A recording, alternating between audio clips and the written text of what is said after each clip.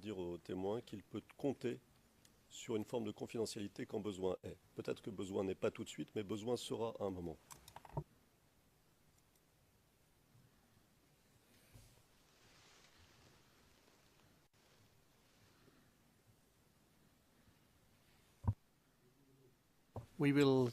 Le juge président,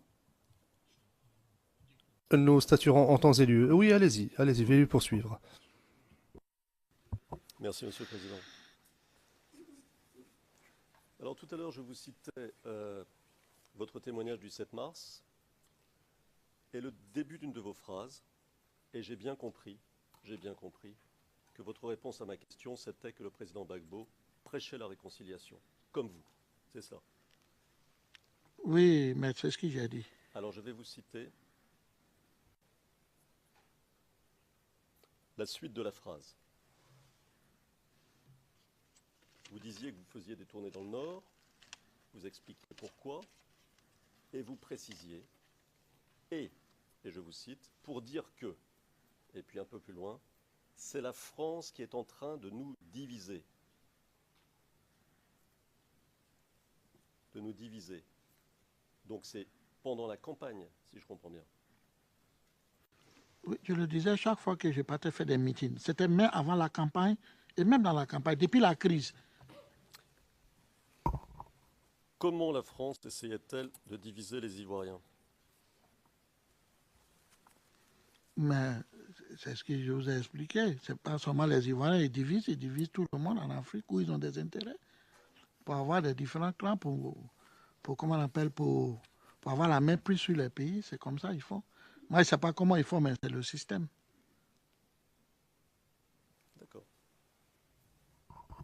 Alors le 8 mars, le lendemain, dans votre témoignage, page 28, vous nous avez dit que vous étiez à Korogo pour le deuxième tour des élections et que, je cite, l'atmosphère n'était pas bonne. La tension était en train de monter. Il fallait un gagnant, donc les gens faisaient tout pour que leur candidat gagne. Fin de citation. Donc les gens faisaient tout pour que leur candidat gagne. C'est qui les gens? Maître, je crois que je suis... j'ai déjà répondu à cette question à l'époque, il y a 2 jours avec le bureau du procureur. Je vais vous répondre. Je l'ai dit exactement ce que vous venez de dire. Quand vous parlez des gens, c'est les militants. C'est les militants de chaque candidat. Voilà, c'est de ça que je veux parler. C'est les militants de chaque candidat. Puisque au nord, à Korogo, est considéré comme la fièvre et puis les militants de M. Alassane Ouattara. Je comprends pas.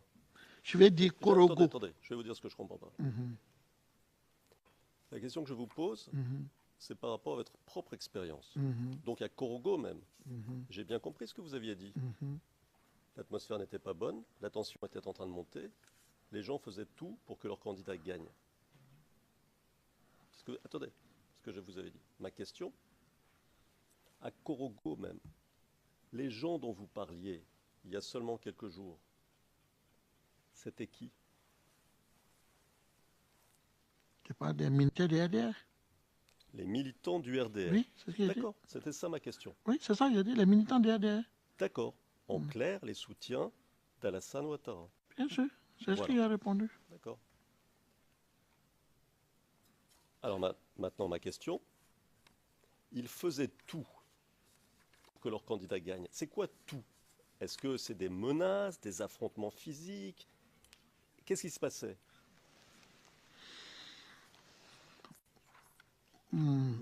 Comme moi j'avais expliqué ici, moi je n'ai pas assisté, je dis bien je n'ai pas assisté à des affrontements qui passaient devant moi ou les menaces, mais les rapports qui nous venaient et puis ce qui s'est passé, je crois, dans quelques bureaux de vote où il y avait une militante que je ne connais pas bien son nom, une militante qui a été violemment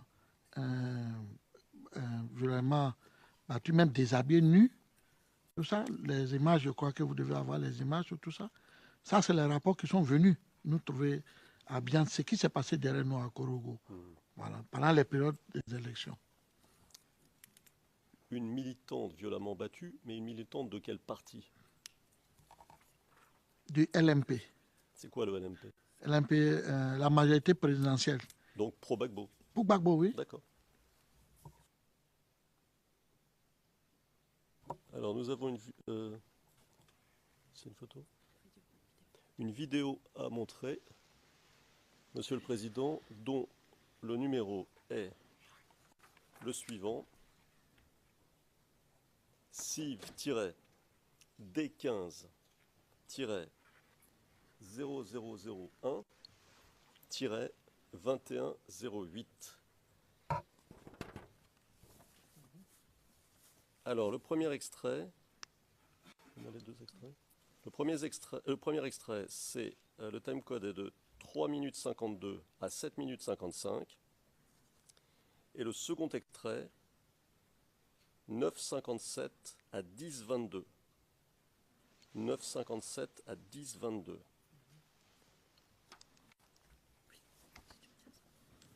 C'est une vidéo d'Ivoire Business TV sur les fraudes électorales. Un reportage réalisé en 2011, composé d'images d'archives de la RTI, qui relate le déroulé des élections présidentielles en Côte d'Ivoire en 2010.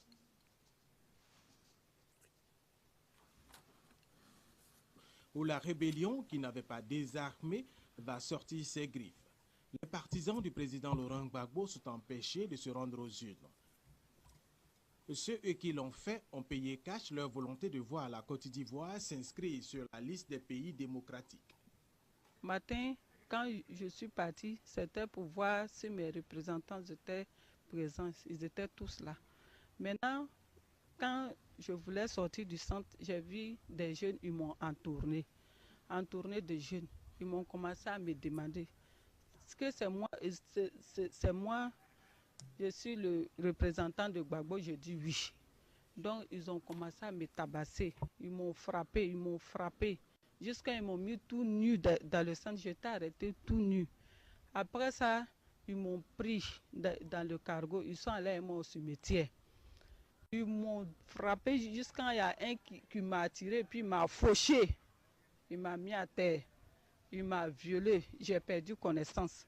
Quand j'ai perdu connaissance, après, je me suis levé, j'ai vu un sur moi. Il était en train de me violer. Après ça, ils sont allés avec moi au camp.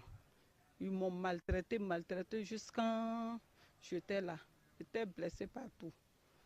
Le 28 matin, je me suis présenté dans le centre où je suis superviseur LMP pour voir si tous les représentants étaient présents.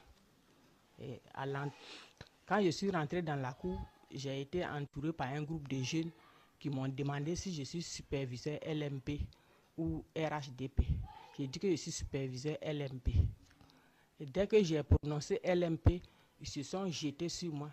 Et il y a un qui m'a tapé sur le cou et l'autre m'a taclé dans les pieds et je suis tombé. Et il y a un troisième qui a mis sa main dans mon habit, il a déchiré et ils m'ont mis nu et ils m'ont tapé avec les pieds et puis ils ont disparu. C'est là qu'il y a une dame qui est venue me donner son pain.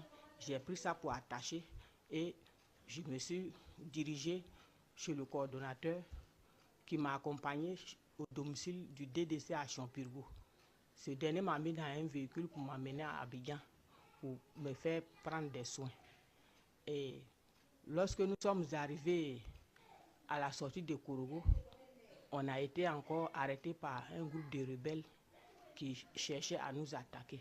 J'ai été transporté à la PISAM pour prendre des soins. J'ai eu le cou cassé et j'ai suivi une opération à la PISAM où j'ai passé une semaine avant de retrouver mon domicile. J'avais porté mon tricot. Donc quand ils sont arrivés là, ils se sont arrêtés. Maintenant, il y a des jeunes qui disent que nos cas de descendre, ils vont venir enlever le tricot sur moi. Quel tricot? C'est le tricot de Gbagbo. Donc quand ma grande soeur est entendue maintenant, elle dit que non, que tu commandes, ils disent qu'ils vont venir dans la soirée. Donc moi je ne savais pas. Après, maintenant, au moment où ils sont en train de lui dire de se calmer, il y a un monsieur qui est venu en forme. Il me dit non, moi d'enlever le tricot. C'est pour ça qu'il a demandé, mais je vais enlever le tricot, pourquoi?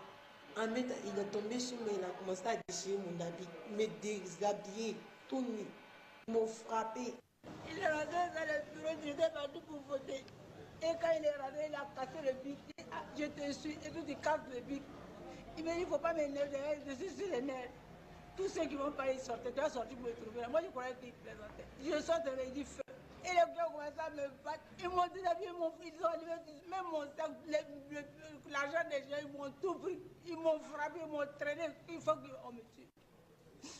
Pourquoi j'ai dit que pourquoi le monsieur a cassé le pied? Même s'il fait un bic, il va casser.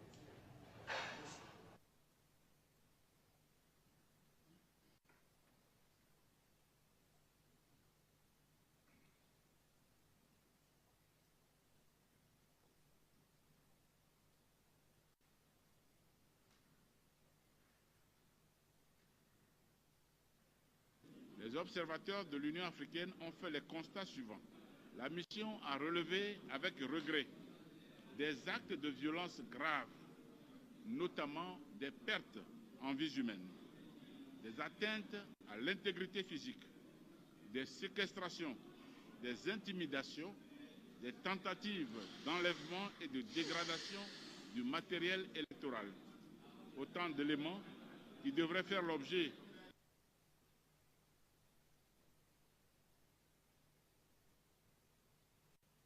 d'une appréciation minutieuse de la part des organes compétents afin de déterminer leur impact sur le scrutin.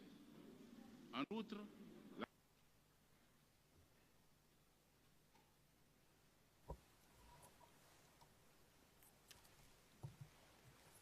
Vous avez vu les images, donc. Oui.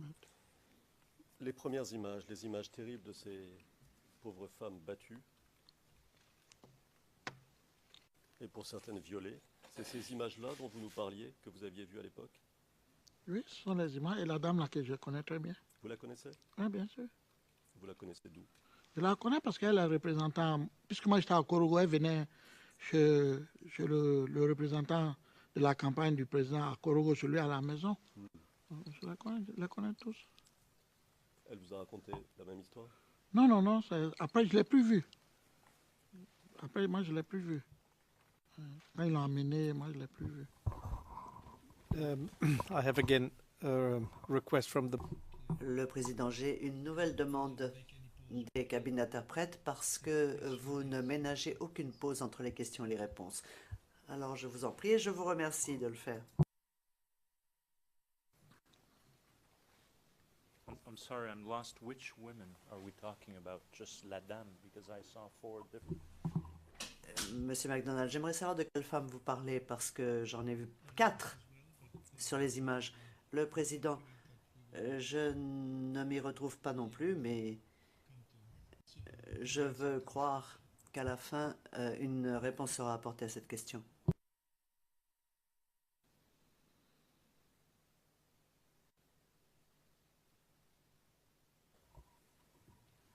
Bon, on va faire une chose, si vous permettez, Monsieur le Président, la plus simple. On va faire des arrêts sur image pour chaque dame, et vous allez nous dire de quelle dame il s'agit.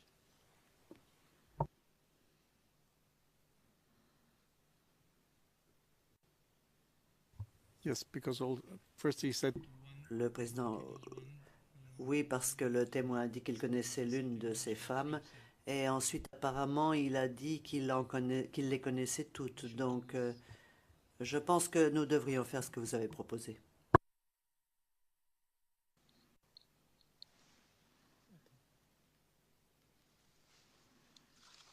Ses griffes. Les partisans du...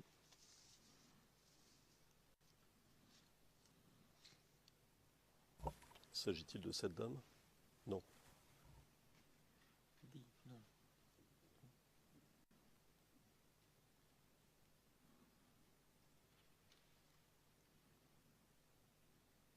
Celle-ci? Oui. D'accord. Est-ce qu'on peut indiquer la minute, s'il vous plaît, pour les fins d'enregistrement?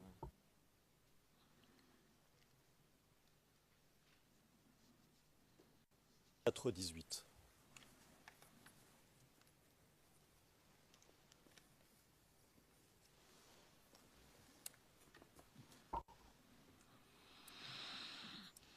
Donc cette dame que nous avons là sur l'écran, vous la connaissez très bien, c'est ça?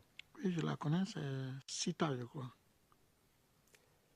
Elle faisait partie de votre campagne à Korogo, elle faisait partie du groupe qui était avec vous? Oui, oui. C'est-à-dire quand vous dites qu'elle faisait, parce que quand vous parlez de groupe de campagne, il y avait d'abord les organisateurs qui étaient responsables d'être dans les bureaux de vote. Et il y avait les responsables qui étaient dans la campagne pour se promener pour faire la campagne. Donc c'est des choses. Elles étaient des responsables des bureaux de vote.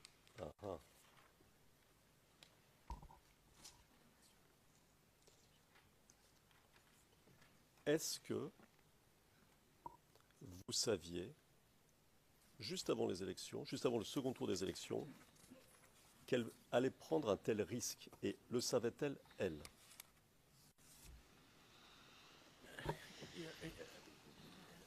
The witness cannot answer for the... Monsieur MacDonald, le témoin ne peut pas répondre à la place de la personne. Est-ce qu'elle savait qu'elle prenait un tel risque? Il n'en a pas la capacité. Le président, vous avez peut-être raison, mais laissez le témoin le dire. Monsieur MacDonald, mais la question est illégale pour commencer. Le témoin ne peut pas répondre au nom d'une tierce personne. Le président, bien sûr, il ne peut pas répondre au nom de quelqu'un d'autre. Veuillez poursuivre. Le président, oui, reformulez. Pensiez-vous, vous, qu'elle courait un risque en étant, si j'ai bien compris, assesseur dans un bureau de vote, c'est ça? Oui, j'ai compris ce que vous dites et où vous voulez en venir. Vous savez, c'est le deuxième tour. Le premier tour, en Côte d'Ivoire, les élections sont très bien déroulées. Au premier tour, la campagne a été très bien faite, que ce soit au nord, à l'est, à l'ouest, partout, c'était très bien fait de tous les côtés. Et comme je disais, qu'au deuxième tour, il ne restait que deux candidats. Il y avait M. Alassane et M. Gbagbo. Donc, par rapport à ce qui s'est passé au premier tour, ça va m'étonner, même moi-même, que nous pensons que cette situation allait engendrer la violence ou la tension allait monter au point comme ça. Je pense qu'elle-même ne pouvait pas imaginer ce risque-là. Je ne crois pas. Parce que les choses, au premier tour, ça s'est bien passé.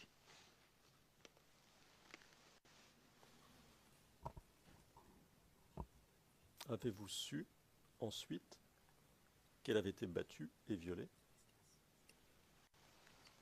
Oui, je vous ai dit que, puisque moi j'étais dans la direction des campagnes, donc tous les rapports et tout ce qui se faisait venait chez le directeur des campagnes, M. Issa Malik, le directeur adjoint du cabinet du président de la République. Tout se passait là, et comme moi j'étais en permanence avec lui, j'étais au courant, je savais qu'elle a été victime de ça. Je comprends. Bon. Je comprends la difficulté de la chose, croyez-le. On ne pouvait pas imaginer, c'est ce que vous m'avez dit il y a quelques secondes, hein, que ça allait tourner comme ça. Oui, c'est ce qu'il a dit. Oui, oui.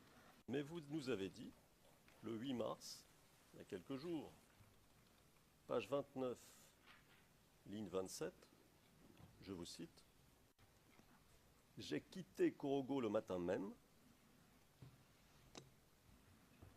et vous précisez un peu plus loin, on croyait qu'on allait nous attaquer à Korogo.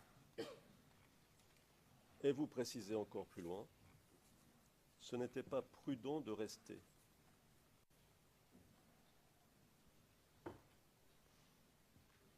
Ben, vous vous doutiez quand même qu'il y avait des risques alors? Non, est-ce que je peux vous répondre? Merci. Quand vous m'avez posé la question si elle prenait des risques ou elle pouvait penser qu'elle va avoir des risques et un problème, je vous ai dit non. Moi-même, je vous ai dit non parce que nous étions à Korogo. Mais nous étions à Korogo, nous sommes partis pour la campagne, puisqu'on avait fini les premières campagnes et tout ça s'est bien passé. c'est pendant que, dans la journée des élections, ces dames-là, ces représentants étaient déjà partis dans les bureaux. Ils ne pouvaient pas connaître la tension et ce qui se passait, ils ne pouvaient pas savoir. Et non plus nous-mêmes. Et quand je vous ai dit qu'on a commencé à avoir des rumeurs que notre président à Korogo n'était pas bien. Et donc, dès que le directeur de campagne a fini de voter, il fallait qu'on quitte Korogo. Nous, je ne parle pas de eux, je parle de nous, qui sommes partis d'Abidjan à Korogo et qui étaient proches du président de la République. C'est comme ça, on a décidé de quitter Korogo parce qu'il ne fallait pas rester. C'est comme ça, nous on est partis. C'est ce que je suis en train de vous dire. C'est la même chose que j'ai dit. Peut-être c'est la façon que je forme ou je cadre qui fait la différence. Techniquement, c'est vous qui le savez, mais c'est la même chose. Je vais dire que la dame ne pouvait pas savoir des risques qu'elle prenait, puisqu'il n'y avait pas de risques, puisque les choses ont été bien tournées.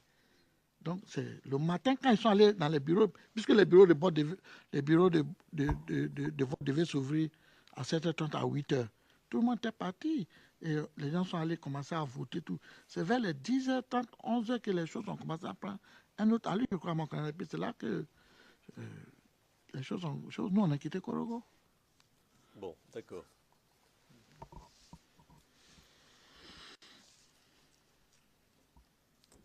Alors, concentrons-nous sur vous. Vous, c'est clair ce que vous avez dit. J'ai quitté Korogo le matin même. Pourquoi? Je vous cite. On croyait qu'on allait nous attaquer à Korogo. Et vous expliquez, ce n'était pas prudent de rester. Bon, c'est clair ça. Donc, vous aviez peur de quelque chose. De quoi? Oui, mais c'est ce que on a peur de la violence.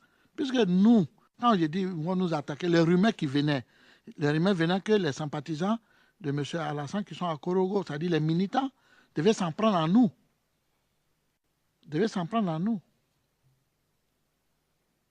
Les militants, quels militants? J'ai dit bien les militants de M. Alassane, j'ai dit les militants de RDR, les militants de RHDP, puisque c'était RHDP et LMP. Donc les militants de RHDP, c'est ce que je vais dire. D'accord.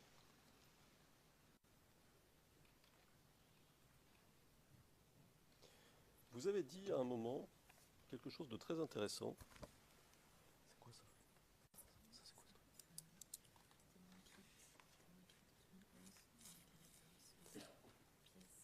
ça? Alors, dans une de vos déclarations, en 2011, c'est-à-dire quelques mois à peine après la chute du président Gbagbo,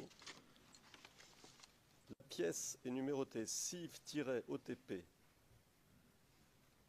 0014 0601. La page est numérotée CIV-OTP 0014 0608, ligne 231. Et je vais vous citer.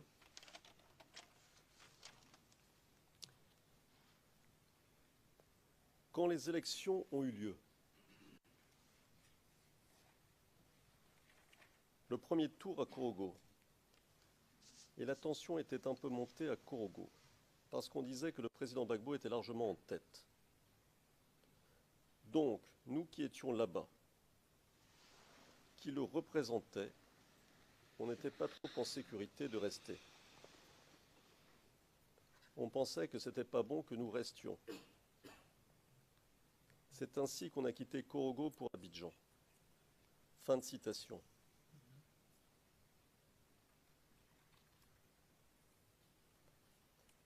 Vous avez dit là, la tension était montée à Korogo parce qu'on disait que le président Gbagbo était largement en tête. Si je comprends votre phrase, vous me dites si je me trompe, était largement en tête à Korogo. C'est ça que vous voulez dire? Ou bien c'est largement en tête dans toute la Côte d'Ivoire? Vous voulez que je relise votre phrase pour ne pas la dénaturer? Objection. Une seconde. Monsieur McDonald, objection. I think we have to be. Je crois que nous devons nous montrer équitables à l'égard du témoin et commencer à la ligne 234 230, 224 pour situer le témoin dans le temps entre le premier et le deuxième tour des élections et replacer la réponse du témoin dans son contexte. Le Président, je n'ai pas bien compris votre objection. Monsieur MacDonald, mon objection, Monsieur le Président, est due au fait que la question est trompeuse, car elle ne définit pas clairement le contexte qui était à la base de la question posée par le bureau du procureur en 2011. Donc, il nous faut, quand on donne lecture d'une citation, situer la citation dans le temps, y compris par la personne entendue. Le Président, pourriez-vous, je vous prie, reformuler l'intégralité de votre question? Reprenez votre question, je vous prie. Monsieur le Président, je veux bien tout ce qu'on veut, mais c'est difficile de reformuler ce que le témoin a dit. Or, j'ai bien fait attention de lire tout ce qu'il a dit. Et notamment, puisque quand les élections ont eu lieu, le premier tour à Korogo, parce qu'on disait, je l'ai bien lu, je l'ai lu. Donc c'est bien le premier tour, il n'y a pas de problème de contexte. J'ai fidèlement lu pour qu'il n'y ait pas d'erreur, et j'ai proposé de relire. Et alors maintenant qu'on dit que ça n'a pas été contextualisé, ça a été contextualisé.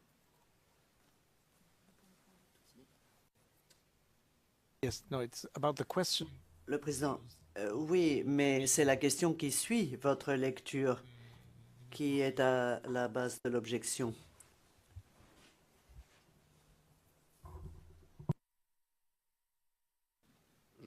Je crois que ce n'est pas exactement ce que disait. Le premier tour a été mentionné, je comprends. C'était là mon objection et je m'en excuse. Je croyais que le temps n'avait pas été mentionné. Je m'excuse auprès de mon collègue d'être intervenu. C'est une erreur de ma part. Mais la question, effectivement, est large.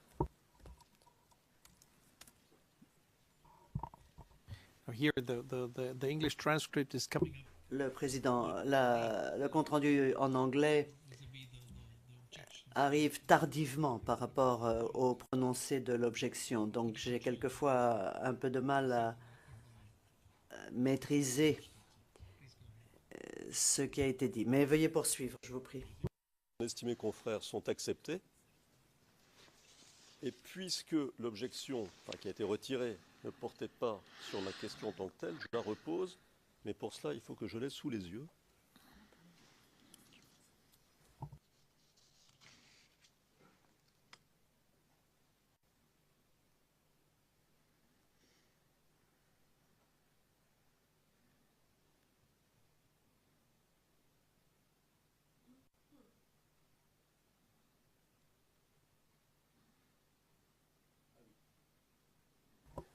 Ça me revient. Pardon de cette interruption. Et vous voyez que l'on cherche à faire les choses bien. Alors, là, vous disiez, parce qu'on disait que le président Gbagbo était largement en tête. Ma question, quand vous dites ça, vous pensez ou vous voulez dire qu'il est largement en tête à Korogo ou qu'il est largement en tête partout en Côte d'Ivoire? C'est quoi? Merci, maître. Vous parlez du premier tour. Voilà, merci, c'est gentil. On disait que le président était largement en tête partout en Côte d'Ivoire, pas à Korogo. Pas à Korogo. Il était largement en tête devant les deux autres candidats. D'accord.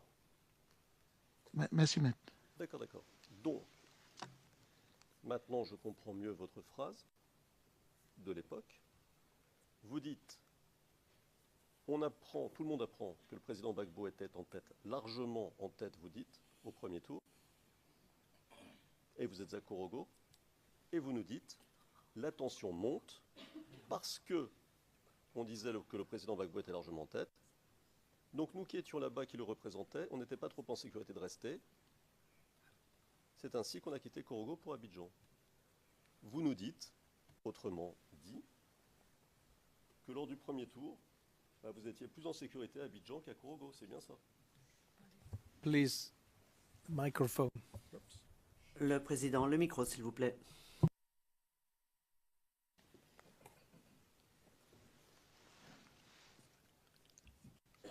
C'est ce que je vous ai dit. Je vous ai dit.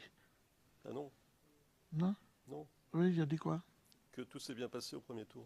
Oui, c'est ce que j'ai dit. Ah bon, d'accord. C'est ce que je suis en train de vous dire. Mhm. Je vous ai dit, et je reprends s'il vous plaît, mais si vous me permettez, il faut que je reprenne bien Bien sûr. pour que je me fasse comprendre à la cour, à la chambre. J'ai dit, quand les élections ont commencé en Côte d'Ivoire, les premiers tours, où il y avait tous les candidats, tout s'est très bien passé. Ça, je reprends et je répète. J'ai dit, le premier tour, tout s'est bien passé. Tout est bien passé. Il n'y avait pas de... Il y avait pas... en tout cas, tout s'est bien passé, que ce soit à Korogo ou ailleurs, ça s'est bien passé. Mais quand vers la soirée, quand je vous ai dit, les résultats ont commencé à sortir pour dire que le président Gbagbo était largement en tête et qu'il y avait celui qui le suivait, d'autres disaient que c'était le président Bédié, d'autres disaient que c'est Alassane, jusqu'à quand les résultats ont été donnés définitifs, il s'est trouvé que c'était les deux candidats qui devaient s'affronter, c'est M. Alassane et M. Gbagbo. Ça, c'était le premier tour. Il n'y avait rien à dire. C'est ce que j'ai dit. C'est pour cela que j'ai ajouté que la dame ne pouvait pas imaginer ce qui lui arrivait pouvait lui arriver au deuxième tour. Parce que les choses sont bien déroulées. C'est ce que j'ai dit. Peut-être c'est ma façon de formuler les choses ou de les placer. Comme je ne suis pas technicien en droit, mais je dis les faits comme je les connais.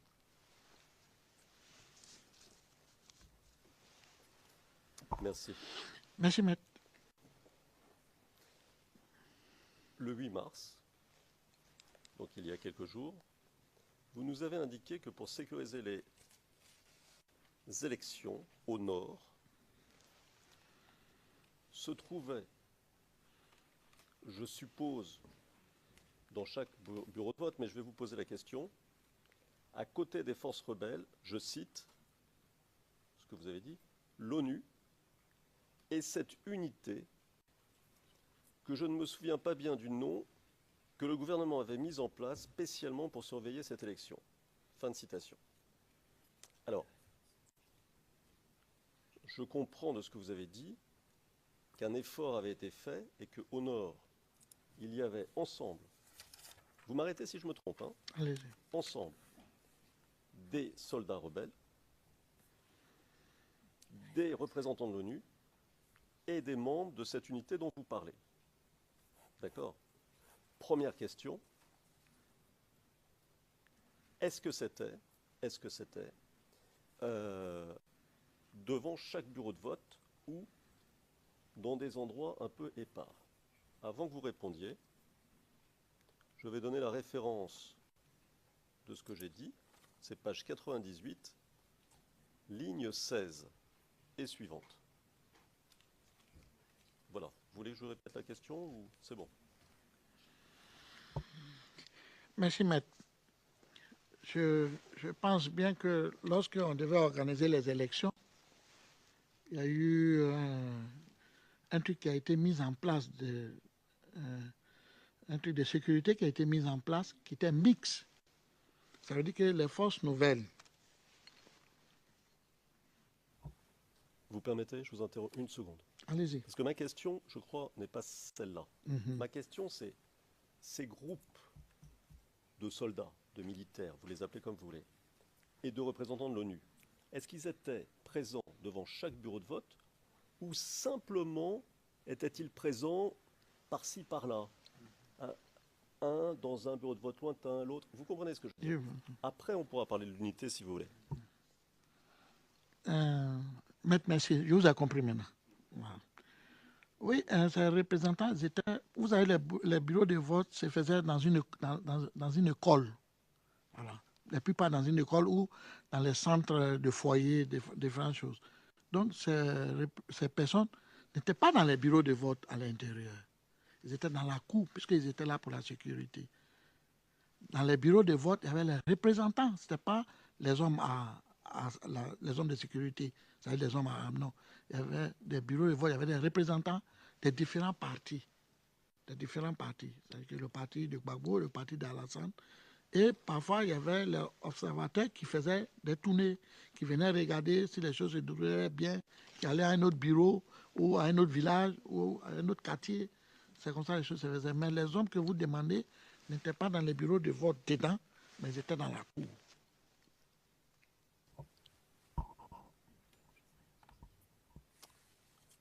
Donc, ils étaient là à Korogo, dans la cour du bureau de vote, c'est ça? Oui, c'est ce qu'il a dit. Pourquoi, ma question, pourquoi n'ont-ils pas fait cesser le supplice qu'a subi votre ami dont vous nous avez parlé tout à l'heure? Objection. On a la vidéo, Monsieur le Président, mais le témoin ne peut pas répondre pour la dame. Pourquoi n'en sont-ils pas intervenus au moment du supplice? On lui demande une opinion, qu'on lui demande du oui-dire. Il est trop éloigné des faits pour pouvoir avoir une information qui soit utile à la Chambre. Monsieur le Président? Absolutely sustain. Le Président. Objection retenue, absolument. Avant. Yes, he cannot answer. Le Président. Le témoin ne peut pas répondre à une question à la place de quelqu'un d'autre. Ce que pensaient ces militaires, parce qu'en effet, il ne peut pas nous le dire. La question est de savoir s'il peut nous donner une information objective qu'il aurait connue comme représentant, comme personne responsable, puisque c'était un responsable de la campagne et un responsable des élections. Y avait-il une raison objective particulière qui aurait empêché qu'ils interviennent? Ou bien, peut-être qu'il peut nous dire, non, je ne vois pas de raison, j'en sais rien. Mais c'est ça ma question. C'est pas qu'ils se mettent à la place des autres. Le Président. Oui, mais dans ce cas, la question n'a pas été formulée de la meilleure façon qui soit, dirais-je. Vous n'avez pas posé correctement la question. Présenté comme ça. Y a-t-il, à votre avis, vous qui connaissiez les lieux, les personnes, tout ce qui se passait, une raison particulière, objective, que vous connaîtriez en tant que responsable,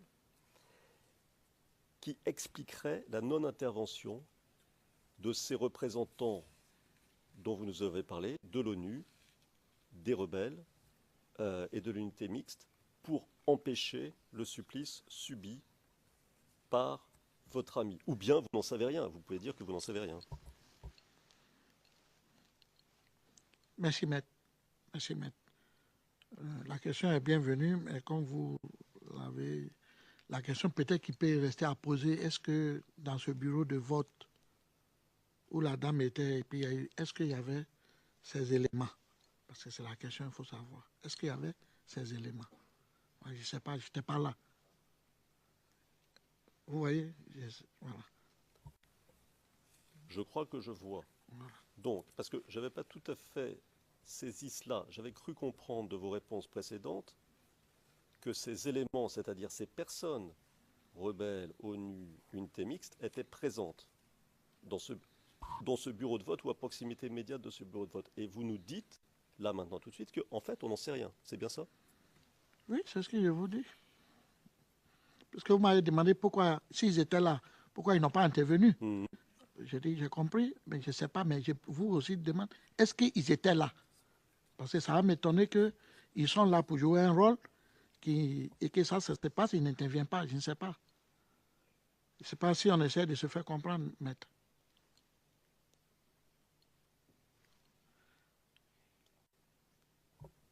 On se comprend. Merci, maître.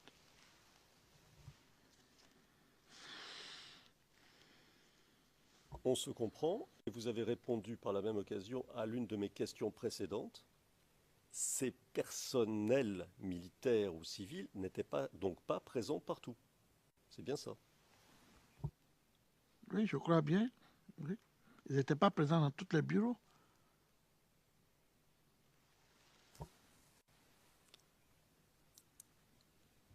No, it's 4 o'clock.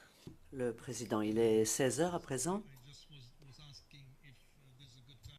Je me demandais donc si c'était peut-être un moment opportun pour suspendre l'audience pour aujourd'hui ou si vous aviez d'autres questions dans le même contexte. Mais en tout cas, il est 16 heures.